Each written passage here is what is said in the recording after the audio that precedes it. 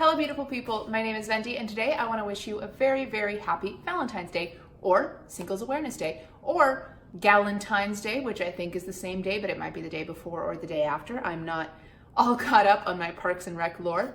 Regardless, today is a day where we celebrate love, most often of the romantical variety. So I figured, what better thing to do on this day marking the celebration of romantic love than roast past me for her previous book crushes, boyfriends, girlfriends, partners of the past decade, and then tier rank them. So as you may have guessed from the title of this video, I'm going to be telling you my top book boyfriends slash girlfriends of the past decade. So from 2010 all the way through 2019. After I tell you those 10 lovely, lovely characters, I'm going to tier rank them the analog way because I don't want to create an account for something that I'm only really going to use once probably. The ranks are from top to bottom, legends only. This is reserved for the ones that still make my heart go flutter even though I'm now 22 and this list would have started when I was like 12. And I'm like almost certain 12-year-old me didn't have taste, but it's possible that like 15-year-old me didn't. It's possible that like 18-year-old me did. So we'll see. We'll see how many legend status crushes I still have. Following that, we have Still a Snack. All right, like I can still see it, you know? Like this person, my heart's a-fluttering, maybe not as hard as I did when I first encountered them, but you know, they're still a snack. Following that, we have They Can Stay. Like, I get it. This is like the ex that you remain friends with. If I'm single by the time I'm 40, like I guess we can date, you know? After that, we have It's a No from Me. I anticipate a lot of them are going to be in this category. You know, in middle school where you have a crush and you think that the sun rises on them and sets on them and they've hung all the stars, and then one day you come into homeroom and they've cut their hair and all of a sudden you're like, what was I thinking? That's that. The only tier worse than that is the throw the whole man out tier. Now that you know what the tiers are going to look like, I think it's best if we just get started, starting with the year of our Lord, 2010. 2010 was a tumultuous year. I was in middle school. I was going through my scene phase. Things were rough for baby Vendi.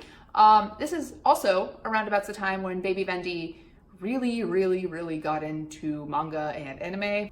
The 2010 spot could go to no other than Kyo Sohma from Fruits Basket.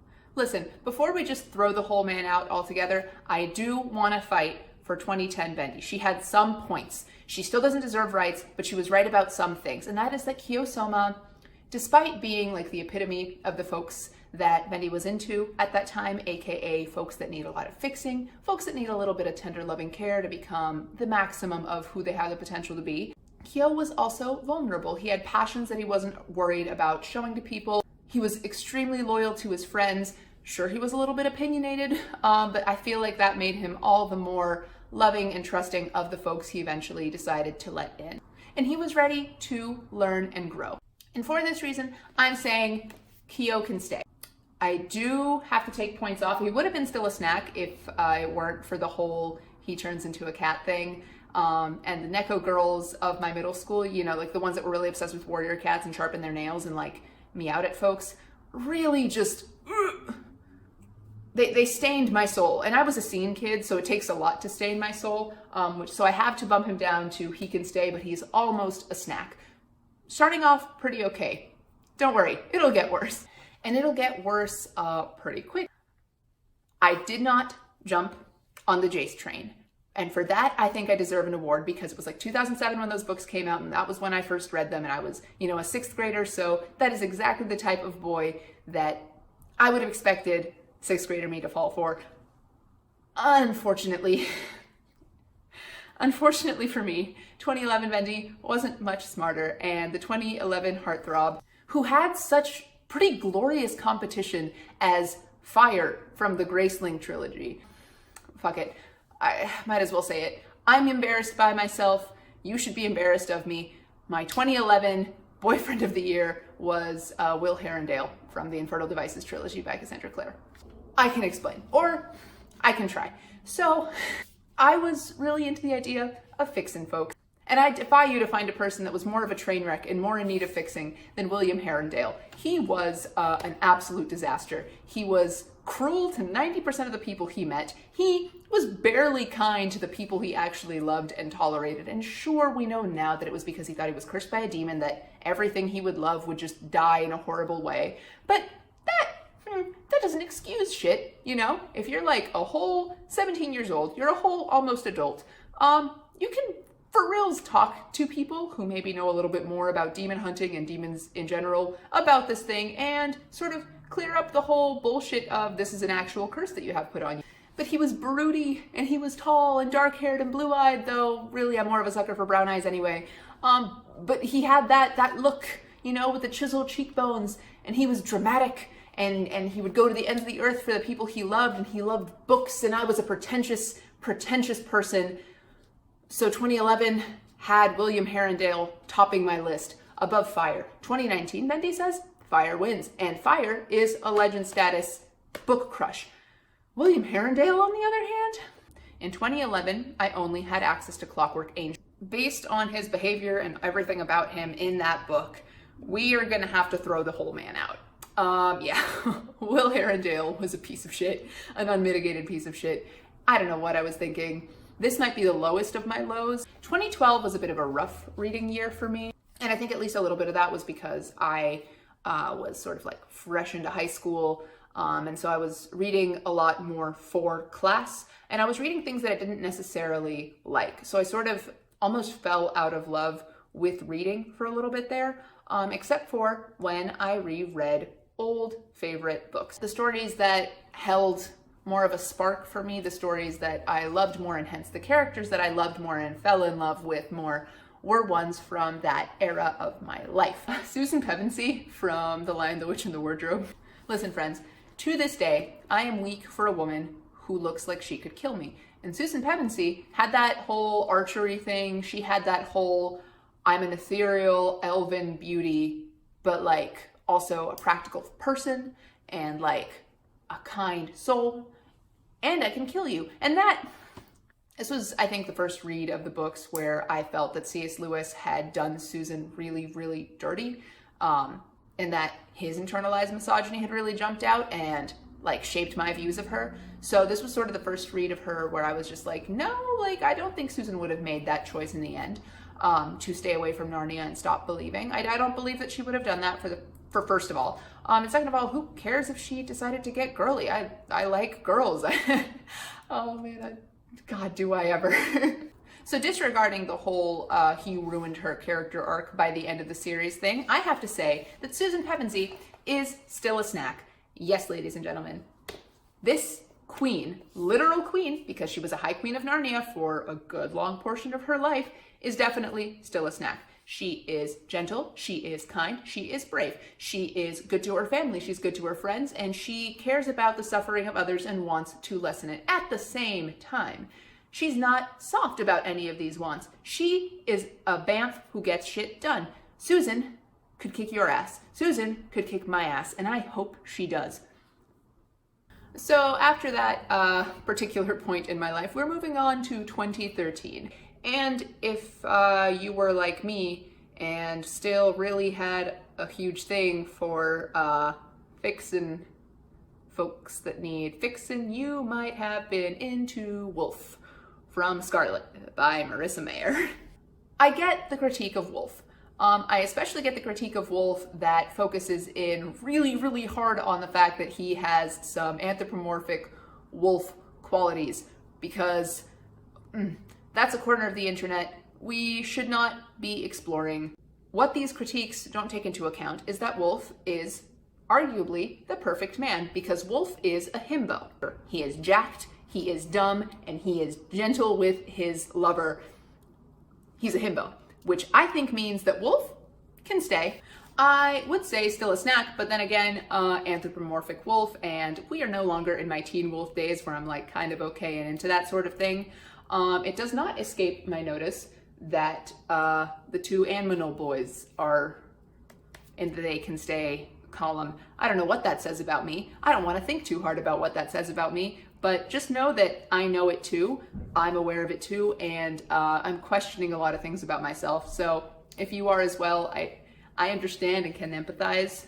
From there, we move into 2014. And in 2014, I was back into the reading swing of things, loving books, loving the YA scene, and really, really loving some good old angsty romance. So I don't think it should come as any surprise that my 2014 heartthrobs, and I'm saying heartthrobs plural because I loved both of them so dearly, were Karou and Akiva from Laini Taylor's Daughter of Smoke and Bone trilogy. So Karou is a ancient chimera soul that is now in a human body. She's got blue hair that just grows out of her hair blue. She's a linguist. She just speaks a bunch of languages fluently just because she kind of wanted to, so she can. She's got these badass tattoos. She's an incredible artist. She's loyal to her friends, and perhaps more importantly than anything, she's loyal to her family. And as a person that really loves her family, that's a super important trait for me. She, in the depths of her soul, feels that the loyalty she feels for her people is justified, and she will do almost anything, go to the ends of the earth to keep them protected and safe, including marching in a human body into a pack of chimera to help them make war against essentially fascist angels, which, in my opinion, earns Karou the first Legends Only status. But don't let that fool you into thinking I have taste yet. We still have Akiva to rank. Now, Akiva, similarly to Karou, has those cool backstory elements of his. He's very driven, he's passionate, he is a ride or die for his friends, he's incredibly powerful, he's one of the best in his field, which, again, up there with competence, like being really good at something. Love that shit. Chef's kiss. Amazing trait. It means you worked hard at something. However, I can't, at present, in 2020, get over the fact that he was part of the fascist angel army. He was super cool with doing the genocide, not once but twice, and I don't fuck with that anymore, which unfortunately means that as far as Akiva goes, it's a no for me, dog. Leave Nazis behind in 2020, man. Like, I get that he was forced into this regime, I really do, but like, and anyone whose allyship to a group is contingent on wanting to bone a member of that group, ooh, it's kind of skeevy in my opinion. So Karou, legend status. Akiva, it's a no from me. Moving up to 2015, this is my senior year. So it's my graduation year, and then the end of it was my first year of college. During this time, I was feeling incredibly nostalgic, so I reread an old favorite, and that would be The Raven Cycle by Maggie Stiefvater. And on reread, my fave, my boy, Adam Parrish, who used to be my heartthrob of that series, because I'm predictable. Something that I did not anticipate changed, and perhaps it was because the boy that I was interested in and eventually ended up becoming my partner, and who still is my partner, reminds me of him in a spiritual and a physical sense. I know that Richard Campbell Gansey is a Dead Poet Society reject. I know this. And yet, let me count the traits that he has in common with some of my other favorites. Determination, persistence, competence, kindness, loyalty to friends and family to a fault. Those are some of my favorite traits, and always will be my favorite traits in a bookish partner, and Richard Campbell Gansey has them in spades. And in addition, a thing that he has that I'm not sure that all of the rest of these guys have, but he has it so hard that it might be his defining feature. Richard Campbell Gansey has a belief that magic is just around the corner if you're willing to look for it and put in the time to find it. He believes so hard, and that faith is just, it's beautiful to me.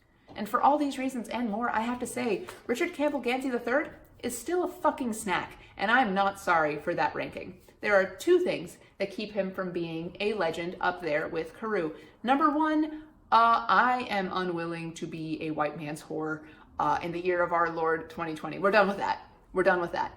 He has too much money, and he's too close to being in the billionaire class for me to be okay with putting him in legend status. He's been on top for too long and without it being challenged, and I refuse to keep him up there. Reason number two, the reason he should probably be in the They Can Stay section, but I love him too much, is the boat shoes. They're not good. They're not a good look. If you ever thought that you wanted to buy yourself some boat shoes, do yourself a favor and just don't. And then in 2016, I was back on my bullshit because my choice for this year, well, it's actually, yeah, upon reflection, it's a couple. It is Paige Mahoney and Warden from the Bone Season series by Samantha Shannon. Let's start with Paige. She's part of a class of people that has been persecuted for the past couple hundred years. She is incredibly strong psychically and emotionally and physically to a degree, and I love all of those facts about her. In addition, when she is basically forced into chattel slavery because of her psychic abilities, she's like, how about I lead a revolution instead? And then she does. And then she keeps doing it. And I think that's very sexy of her. And on the other hand, we have Warden, part of the alien race that is here to sort of subjugate the psychic humans, which would be bad for him. However, unlike Akiva, who was also guilty of doing slavery and genocide, Warden was against it from the start. Warden was like, actually, alien pals, how about we don't do this? So from the start, he's been a woke bae. He's been on the side of the oppressed. He's been leading revolutions. He's been facilitating revolutions. He's been helping out however which way he can. And in his spare time, he is still smooching Paige, and whew. So as far as both Paige and Warden go, they are the first couple to share a spot, and both of them are still snacks, and I can't wait to make a whole meal out of them when the rest of the series comes out, because I have a feeling they're gonna stay up there. Because 2017 is the year that I discovered Truth Witch, and by that point, its sequel, Wind Witch, was also already out. That's these books right here. I thought at first that my love interest of the year was going to be Iseult de Medenzi, which would have been a fair thing to say. I love her to pieces. It would also be Safi, but she and I are far too similar, and I think that we'd be far better off as friends. However, in 2017, I also ended up reading Wind Witch, and a lady who did not get much page time in book 1, but got a whole lot of page time in book 2, absolutely stole my heart. Vivienne Navarre. In addition to, having loyalty, kindness, capability, etc. I don't need to keep listing shit I'm attracted to. I'm predictable, okay? She's got all those things and more. Vivia is also ambitious. She is, oh God, I love her so much. She is intent on taking and maintaining power in a nation that really needs it, but in a nation where, unfortunately, misogyny is kind of the norm. She has had to learn how to thrive in a system that thinks that women are okay to be in power as long as they don't step on any men's toes. And Vivia, throughout the course of Wind Witch, realizes that, fuck it, she'll step on some toes if she has to, because she's a queen, and queens are here to conquer and to rule. And for this reason, the love of my life, Vivienne Navarre, is going to be the second to join the Legends Only column. I adore her. She can do no wrong. If she does wrong, I'm going to find a way to excuse it, because I'm trash for Vivienne Navarre. And no, I'm not accepting any constructive criticism at this time. In the year of our Lord, 2018, I was blessed with two perfect options. The first of which is Inej Gaffa from the Six of Crows duology by Leigh Bardugo, and the second of which is Taylor Jenkins Reid's inimitable Evelyn Hugo from The Seven Husbands of Evelyn Hugo. So, starting with Inej, in addition to having all of my favorite partner traits, Inej is a survivor. She has gone through hell several times over every day for a great deal of her life, and it's not turned her into a jaded mess. It's not made her bitter. All it's done is made her kind and understanding of the world as it is and wanting to make it better. Inej thinks that she is nothing special, and despite this, she's decided that even as a small voice in the greater scheme of things, she is going to do what she can to make the world better. And I would argue that that attitude in and of itself is enough to make her a hero. In fact, I would argue that that attitude makes Inej an absolute legend. I will never not be in love with her. You know who else is everything to me? Evelyn Hugo. She thrives in a world that's literally built to bring people like her down. And by people like her, I mean women of color, I mean queer women, and I mean women.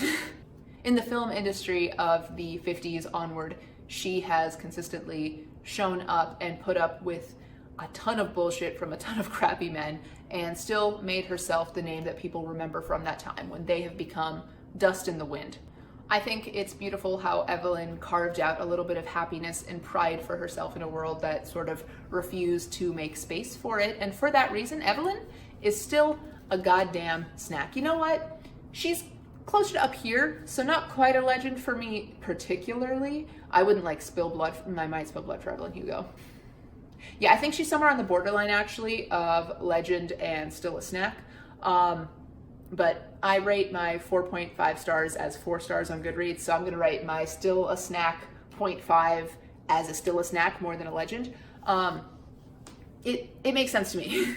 My favorite book of 2019 was Blood Witch by Susan Dennard. So how could the loves of my life of 2019 not be from Blood Witch by Susan Dennard, including Aedion the Blood Witch from Susan Dennard and his hopefully soon-to-be girlfriend, Iseult det Pevensie. But let's start with Aedion. Aedion the Bade One. How can I count the ways in which I love this man? Capable, loyal, brave, sassy, antagonistic to the people he likes, but is a super, super softie on the inside. Has a really cool magic power, which hasn't been like a thing I've needed to pinpoint on any of the other people, but it's like pretty central to his character, so I'm gonna say it. A hero of old, a la Avatar: The Last Airbender, and just so fucking funny on page. Aedion the Bade One is angst a la Will Herondale, but done right. He is my non-problematic fave. And on top of it all, Aedion would be an excellent father to a child. I love this man, and for this reason, he is still and will forever be a snack. Like Evelyn Hugo, he's like still a snack 0.5, where they're both kind of 3-course meals. Not quite legends, but like real close. Which brings me to my girl Iseult, and honestly, she's a legend. But let me tell you why. The reason Iseult is up here, and she might even be in like an even higher category, God tier. Yeah, I think Iseult is actually God tier, and let me tell you why. She has the loyalty to her family, friends, etc. that Karou has, but dialed up to an 11. She has the insecurity and the rejection that Vivienne and Inej both did. She has the belief that she is just a girl, but she's going to do her best anyway, that these two have, but dialed up to 11. She loves fiercely. She does everything as hard as she can with so much heart put into it. And she's just really pretty. Yeah, before I tell on myself any harder, just know that Iseult owns my whole heart, and she will forever. And I think the thing that pushes her past legend status into God tier status is the fact that when she first met her love interest, she held a knife to his heart and then stabbed him through it. Not in a way that killed him, in a way that would have if he were anyone else. But that sort of willingness to murder a man, that sort of intense dedication to the enemies to lovers trope, and then later the bed sharing trope and the fake dating trope to a degree is just... Susan Dennard did not have to give me Iseult det Pevensie, but she did, and for this I will be forever grateful. So there you have it, guys. Those are my tier-ranked book boyfriends and girlfriends of the past decade of the 2010s. It's not perfect, but I stand by it. It's been a little bit of a wild ride. I feel like you guys know more about me and my preferences than I'm entirely sure I'm comfortable with people on the internet knowing, but like, we're book nerds. If anyone's gonna understand me, it's you guys. So while I'm ashamed, I'm not as ashamed as I could be. Thank you guys so much for watching this video. If you liked it, please leave me a thumbs up. And if you like me, maybe consider subscribing to my channel. I post new videos every weekend, or I will for the rest of this month. After that, I believe I will be moving to posting on Wednesdays. But regardless, I hope you'll tune in, and I would love to have you join my little bookish family. Comment down below if you disagree with any of my rankings, or if you have rankings of your own from bookish love interests of the past 10 years. I know that I can't be the only one who is like this, or at least I really hope I'm not the only one that's like this. So if you want to validate me in the comments, please go right ahead. But anyway, that's it for me. Have a happy Valentine's Day once again, and I hope to see you in the next video very, very soon. Goodbye.